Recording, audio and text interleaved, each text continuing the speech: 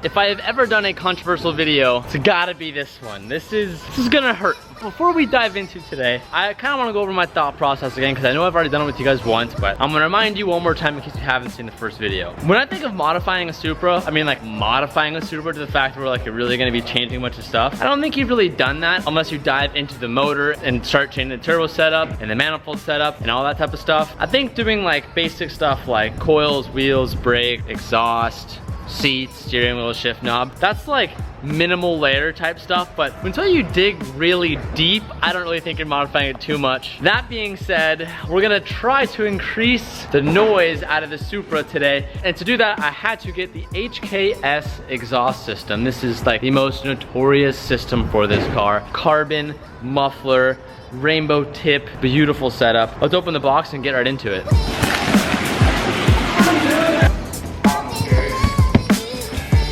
Oh.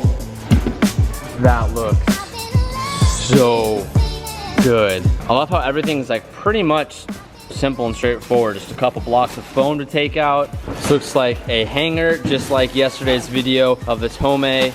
We have the same type of setup. So this muffler is wrapped in the carbon. It's a really interesting weave. It looks really good. And we have the cannonball flame shooter. Ooh, that is beautiful. It's just like the Poway tip that we have on the S2000. Except this one might be a little bit bigger. So it's simple. It's just 2 pieces, hardware bag, 2 simple pieces.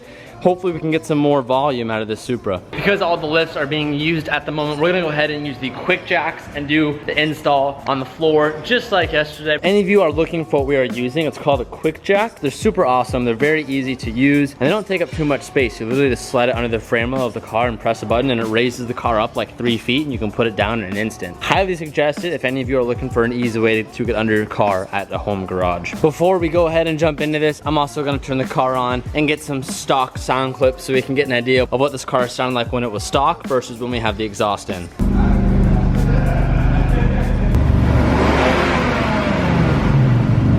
This is my first time looking underneath the car, and look at how small that exhaust piping is. Wow. So as you can see, we have a cat closer towards the front of the car. I think that's the resonator right there. That could be the cat, I can't tell. And then we have 2 mufflers, and then it comes back in to another massive muffler. So whether that's a resonator right there or a cat, I'm not sure, but we have like literally, there's 3 mufflers. So we're gonna be getting rid of all of that and jumping straight to just a straight pipe. You know what else is different, dude? Is it actually has 2 individual pipes going back into the same muffler. Yeah. So it's even more restrictive than just like one, you know, slightly larger one. It's 2 little, like 1 3/4 inch or maybe 2 inch. Dude, they're puny. The new one is huge compared to that. Dude, those look like 2 inch. I don't think I've ever seen something that small before. I'm gonna let all this stuff cool off just a bit, and then we'll go ahead and rip everything out. The first thing that we're gonna be starting with is getting off these 2 pipes that go into this single muffler. These are both on 12s, and luckily this gun is powerful enough to actually take this hardware off. That makes our job a ton easier. We got a case of leaky axle right here, Cal. Just a leaky bum? Yeah, we got a real leaky axle. We gotta replace that too. Asshole? Axles. Oh, axles. So we've gotten the main muffler off, and now we're getting off the main, I don't even know what you would call this. Now we're getting off like the catback portion of it. I disconnected the catback from the mid pipe down here, and then also I've removed the first hanger over here, or Calvin did, and Calvin's doing the last hanger. Now once that's removed, we'll be able to drop this entirely and go on to the install portion of it. So a little method that Calvin's been using is Calvin just puts WD-40 on the hanger itself, and then we use a pair of pliers and grab a piece of the hanger and the rubber and squeeze them together, and it kind of forces itself off. You ready? Yeah, I'm ready. It's gone. Okay, I got it. All right. You want me to pull you out? Yeah, pull me out. Watch your toes. Oh. There it goes. Look at the restriction on that. 3 mufflers and 1 massive one. That's all gonna change. Oddly enough, we're actually gonna be reusing hardware that comes with the car. What we're gonna be doing is using this weird system that Toyota did. This is like a heat shield almost. This is actually the back nuts, and I guess if you really wanted to, you could chop these off and gather them or just find different hardware. But this goes behind the exhaust, and then you put the new pipe on and then use the whole hardware and bolt it back in. So I'm gonna go ahead and just reuse this piece. If you really wanted to, you could cut it off or get different hardware, but either or works. Scratch that idea. Calvin's actually running back to the toolbox. He's gonna try and find some nuts that will work rather than using that mechanism. It just creates a lot of like extra junk here and it's totally unnecessary, so we're gonna bypass that altogether. This is a very, very tight fitting exhaust. We're gonna be reusing this hanger, so I just got that on, and then once that's bolted down, this pipe will be connected, and then we're gonna put on these 4 bolts and put our hanger on, and we should have the rear muffler of the exhaust all set up.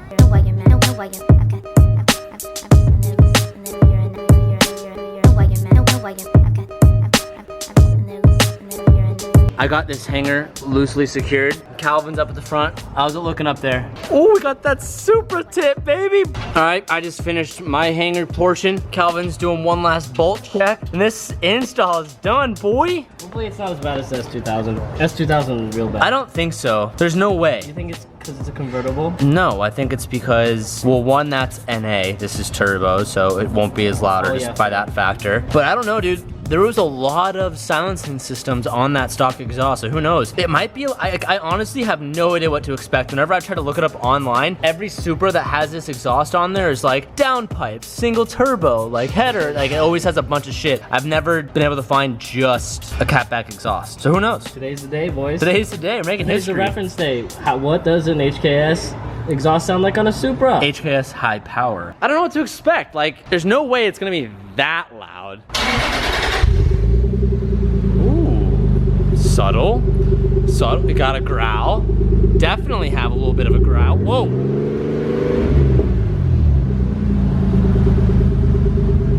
Before we start revving it, we're gonna let this thing heat up just a little bit. Don't wanna be bouncing rev limiter while we're cold.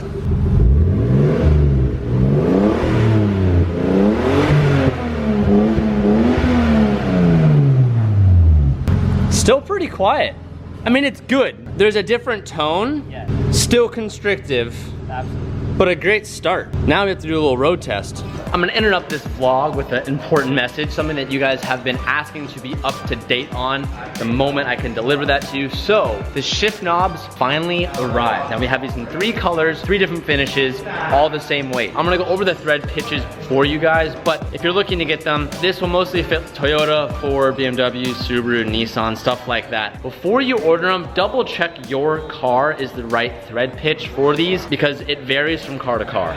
So the exact weight will be posted online on the website when these go live, but take my word, this is extremely heavy. I've been telling you guys that for a while.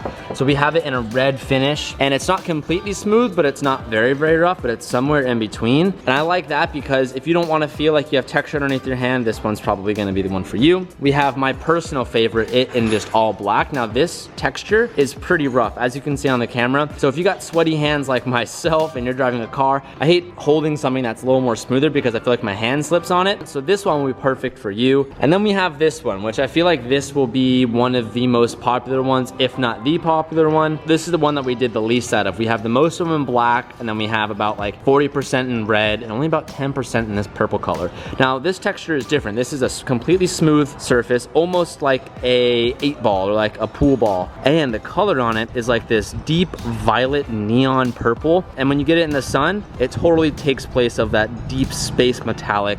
And then when you come in the shade, it kind of just looks like a glossy purple. So very unique, very, very cool. The most limited out of all of them. And remember, they're all the same weight. These will probably go live this Saturday. And when these go live, I'm probably gonna put up probably about 500 sunglasses, probably around 1,000 jet tags, and I'm gonna put up all these shift knobs. In total, there's only about 150, so there's really not that much. But I wanted to test the waters with this project first. As you guys have seen, we've been working on this for probably 2 months now. So I showed you many prototypes. I have some prototypes over here that I want to show you guys because I didn't want to just release a shift knob that was like ordered from China and slapped a logo on there and have you guys get some crap product. If I did anything hard part related, I wanted to make sure that it was up to par and where I wanted it to be. So here are some 2 samples I showed you guys literally 2 months ago, from the shape and logo design and the way it was designed and how deep everything was. So as you can see, you guys have been following this for a while. I'm super, super excited to release these. They're probably gonna be anywhere from like the $80 to $100 range. It's definitely not a cheap part, which is reflected in the price, but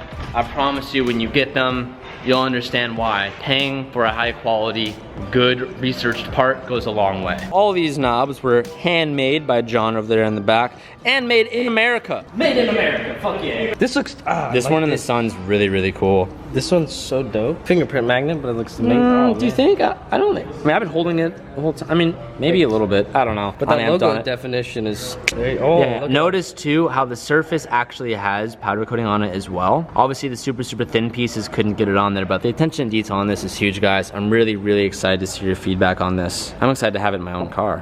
Which one are you gonna put in your car? Probably gonna do this one in the BRZ, this one in the RX-7. Supra. That one, I don't know yet. Supra. Potentially. That looks so good. Like, even if it's not even that loud, like I don't even care. Just look how good that looks. Every Supra needs that single exit. Every Supra needs it. It doesn't look complete without it. Let's turn this thing on and go give her a rip. Whoa. Whoa, this car's fast. Dude, it feels fast. That's the thing. Why is it so fast? I don't know. It's only like 250 horsepower, but like it feels fast. What the heck? I know. This is cool. Dude, doesn't it? The steering is like, it's so good. Weirdly responsive. Yeah. 1993. So good. Like you can feel the first turbo and then it reaches past like 4,000 and it's like, oh, there's a second turbo. That sequential setup is so weird in this car. It's so weird. Because it goes bah, and then bah. Yeah, you like individually feel it. It's like so one and then two. How does the sequential work? Like it's a gate? It's like a one-way gate, and when enough boost like reaches, the second one will open. When we did my 2J originally, we actually removed the little like gate system and made them act more as like a twin setup.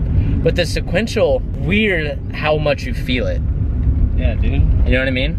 This is like, right-hand drive feels nice, Teach. In this car, it feels nice. Oh, I love it in this car. It's so good. What do you mean in this car? I don't know, like, I feel like having it in just the Supra makes it feel even more unique and more special. Yeah. I don't know if I'd want all of my cars right-hand drive, but having just one of them and it being the Supra makes it kind of cool. Yeah. To me. All right. Back to what we were trying to do, get the exhaust in. Ready? I don't think it's that loud, though. It's not, well, it definitely is loud on the outside.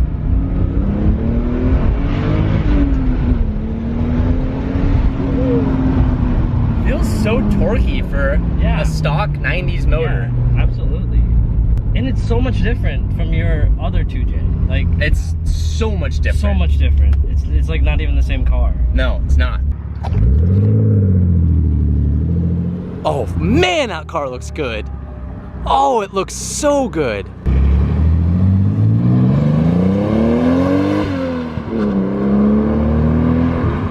Actually, like, I mean, it's not loud. It's that like really good happy medium if you wanted it to be kind of stock but have a little more volume. It's kind of like the Comtech exhaust system we had on the S2K.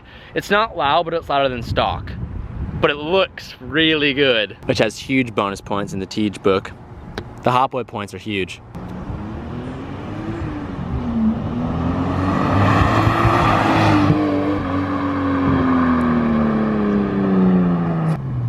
I don't know how much you're gonna get up on camera. You're probably not gonna get too much on camera. So it's not loud by any means, but you definitely hear more characteristic of the 2J. Yeah, you can smell the exhaust. It gives it a tone. Doesn't make it louder. It just gives it a more defined tone. Yeah. You know what I mean?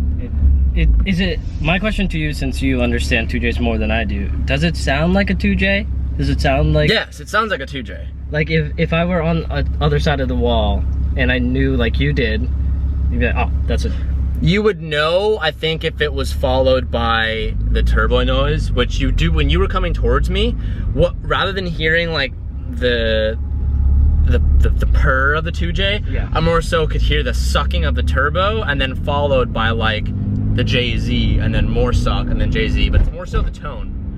It's hard to explain. Yeah. That's fascinating. I like that. If you know 2Js well, I think you'd be able to pick it up, but like if you didn't really know them, I don't think it'd be that easy to tell quite yet. You're so much taller than me, Tej. I'm like this.